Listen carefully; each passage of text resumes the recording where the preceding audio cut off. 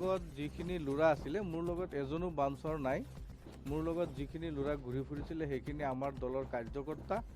আৰু তেওঁলোক প্ৰতিজন ল'ৰাই MA পাছ BA পাছ ল'ৰা শিক্ষিত ল'ৰাবিলাকক লৈ মই ঘূৰিছোঁ আৰু তেওঁলোকে নিজে উপজাচি আহি পেলাই মোৰ লগত সংগ দিছে কিয় সামগুৰি সমষ্টিৰ এটা পৰম্পৰা আছে 2001 চনৰ পৰাই ৰকিবুল হুছেইন ডাঙৰীয়াই নিৰ্বাচনৰ সময়ত বিভিন্ন ধৰণে মানুহক আক্ৰমণ কৰে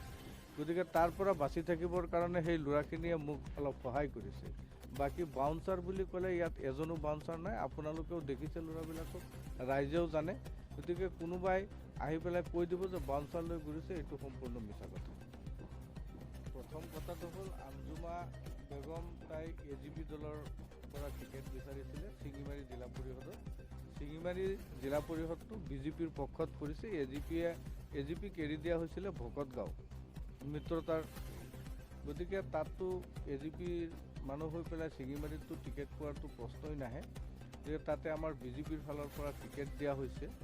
আৰু টিকেট দিয়াৰ কাৰণে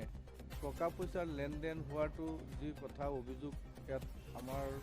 আঞ্জুমা বাইদেউ উত্থাপন কৰিছে সেইটো মই পোনচাতেই নাকচ কৰিছোঁ তেনেকুৱা প্ৰমাণ যদি তাইৰ হাতত আছে দিয়ক মোৰ আমাৰ দলৰ দুজন সহকৰ্মীয়ে যোৱা 3 দিন আগতে পইচা লোৱাৰ কথা যি অভিযোগ মানে মোৰ ওপৰত কৰিছিলে মই যোৱাকালি তেওঁলোকৰ ওপৰত মানহানিৰ 1 কোটি টকাৰ মানহানিৰ গোচৰ কৰিছোঁ আৰু আঞ্জুমা বাইদেউ যদি এনেধৰণৰ মানে মিডিয়াৰ আগত এইবিলাক কথা যদি চৰিত্ৰ লৈ পেলাই বা মোৰ সম্পত্তি মাটি বাৰী লৈ পেলাই এনেধৰণৰ কথা যদি কৈ পেলাই যদি জনমানসত মোক হেয় প্ৰতিপন্ন কৰিব বিচাৰিছে তেতিয়াহ'লে মই তাইৰ এগেইনষ্টত আইনী ব্যৱস্থা গ্ৰহণ কৰিবলৈ বাধ্য হ'ম